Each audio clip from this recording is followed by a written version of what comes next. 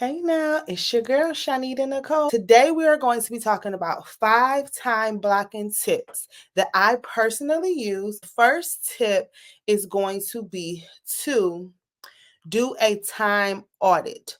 So my client specifically is a crafter, and what she needed help with was organizing her time, getting systems, etc. together. So what I personally do and what I tell my clients to do is to audit the time that you guys are doing everything now.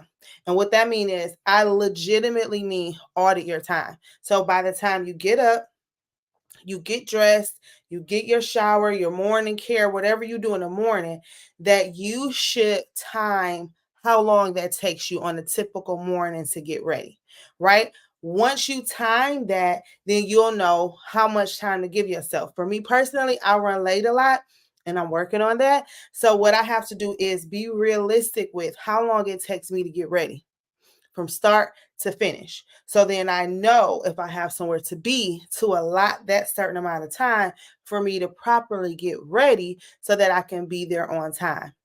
So if you're a crafter, like how my client was, I told her to audit how long it takes her to do each type of craft that she does. So if she makes a t-shirt, from the designing process to the actual printing or sublimation, whatever she does within her crafts, I told her to time that from beginning to end so that once she knows how long that takes, she'll know if she has an order of 10, how long 10 of those will take her.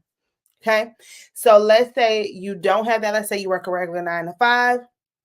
Then what you could do is what you want to do in your free time, what you want to do in your leisure, just do time audits for that, right? Even a time audit, if you have children, how long it takes you to get to and from picking up your child or children, if y'all stop and get something to eat, what to the grocery store, whatever the items and things that you do, I want you to be very mindful of your time audit. Now, how can you do this?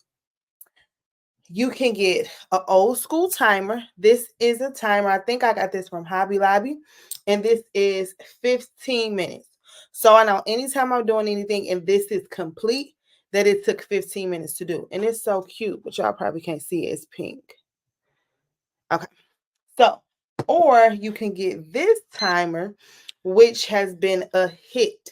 And what this timer is, let's get it so you guys can see it. Okay. What this timer is, it's a timer and it's blocks and it goes through 60 seconds, 5 seconds, 15 seconds, 30 seconds, and it's really, really cool.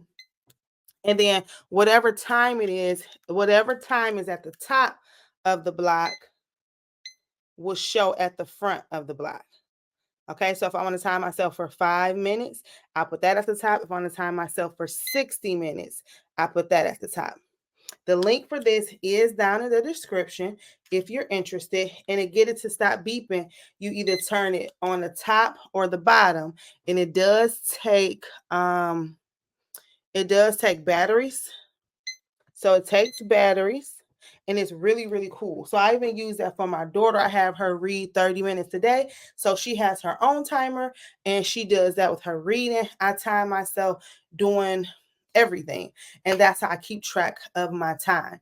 And the reason why I have an external timer is I used to use it, and sometimes I still use it on my cell phone, but a pro tip is if you're using something like that on your cell phone, if you get a notification, if you get something, what you're probably going to do is look at one of your social media sites or text someone back. So, what I typically do is I make sure that I use something externally so that I won't get distracted on my cell phone. Okay.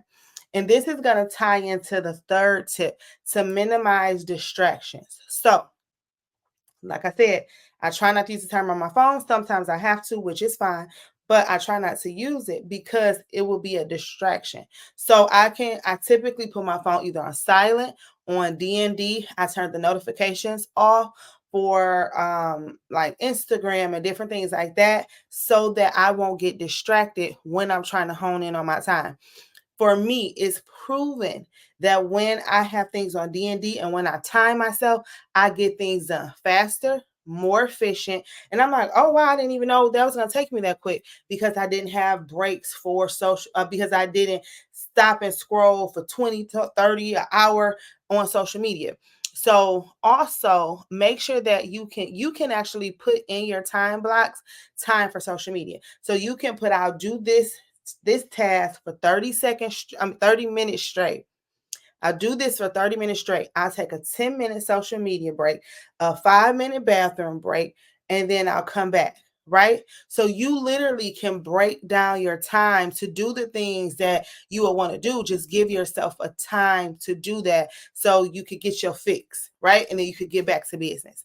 So you can put those breaks into your time blocking, which is easier for me because I'm like, so I won't be distracted. Oh, let me get a break. Let me get a phone break. And then I can respond to text messages or let people know if they call, text them back or anything like that, just so that you can make sure you get all the things you need to get done and that you're focused. So we talked about a time audit, number one. We talked about getting you a timer, number two. We talked about minimizing distractions, number three. Now we're going to talk about setting clear goals. I want to make sure that you're very clear on why you're time blocking, when you're time blocking, and how you're going to time block. So you want to make sure that you prioritize what you're doing. Something that I do is I made this, and this is my fave 5. So 5 things that I do every single day that are top priority. And with this, it says go visit my mom, go clean up, go live, edit and record a long and short form video, and then do my budget and my plan. And it looks a little bit janky because this is old, but these are the 5 things that I prioritize. I have specific clear goals that I want to do. And then what happens is, let's say I didn't get a chance to go over my mom and dad house, right? I may wipe that off. I don't know why I didn't put my dad on here too, visiting my mom and dad. But anywho, because it was when my dad was at work. Okay. It was while my dad was at work. I'm like, why I didn't put that? But anywho, I would wipe off all 4 of these, and I will keep this on here because this will go into the next day. Okay. And this is actually going to tie into the 5th tip, which is be realistic and be flexible. So you can have all the things written out, all the things, but you have to be realistic. You may not get to all the things that you want to do within that certain time frame. So be flexible, offer buffer time, offer unexpected things. Let's say your daughter or your son calls you, you have to go up to the school for something, they leave their book bag at home or they lunch at home or something like that. Make sure that you're realistic. I'm looking at my notebook, y'all. I feel like what you looking at, I'm looking at my notebook. But make sure that you have buffer time and unexpected time so that you can pivot if need be. So you want to make sure that you're getting organized, but you want to make sure that, like I said, you're realistic and you're flexible because things happen. Okay. Some more things about setting clear goals. We're going to go back to 4 for a second. I want you to get you a notebook and I want you to write down all the things that you want to do and be better in with your time blocking. Why do you want to time block? What do you want to do? Get more efficient on what you're doing. Be very specific with your goals and write all of these things down in your notebook so that you can make sure you're clear and you have your priorities straight. Okay. So we're going to go back over them. Number 1 was to do a time audit of everything that you do. A time audit. Anytime you do anything, audit that time. Get you a timer. This timer right here. Or you get another one, but this timer or this timer works well as well. But I like the beeping one because if I'm zoned in doing something, I don't have to keep stopping to look. It'll beep when the allotted amount of time is over. Number 1, do a time audit. Number 2, get a timer. And they don't have to be in this exact order. Number 3, set clear goals. Number 4, minimize your distractions. And then number 5, be realistic and be flexible within your time blocking journey. I have many more, but those are the only 5 that I'm going to go over today.